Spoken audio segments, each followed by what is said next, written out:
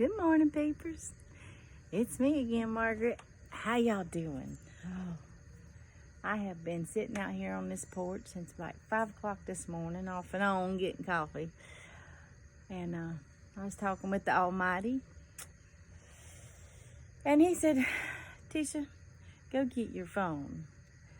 I want you to tell your peepers something. So I'm going to tell you something. You know, one of my conversations this morning with the Almighty was, God, you bless me more than I deserve. I feel like you bless me more than I bless others. That's an awful lot. And he says, I bless you.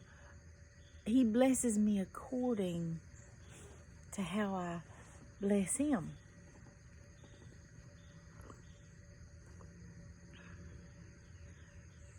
That's a little bit confusing, you know. I was like, well, how do I bless you? And he says, you talk to me. He says, you know, I've always said, and it's written, so look it up, that what you do in private, what you do privately in silent, I bless you openly. What you do openly, you know, he blesses you in silent. So when you do things to bless others, but you don't tell them you do it, that's a blessing to God. But when you start getting atta-girls or atta-boys and wanting the acknowledgement of what you've done, then it becomes a me or an I. And then you basically are sweeping your blessing away. Because God will only give you a limited blessing because you've already gotten your enjoyment. Because you openly wanted acknowledgement for it. Not from him, but others. But when you do things and you do it secretly and you sit back with no acknowledgement and you watch the joy and watch that seed grow,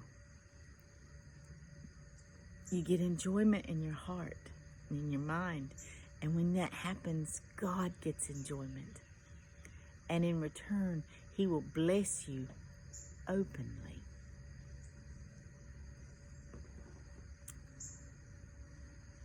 And he reminded me of that because I sat here and I always talk to him.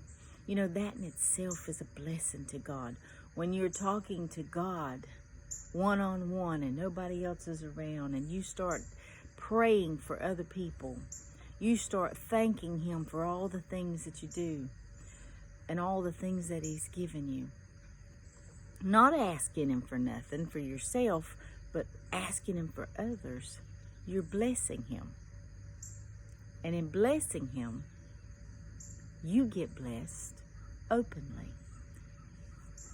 But you don't do it to get a blessing. You do it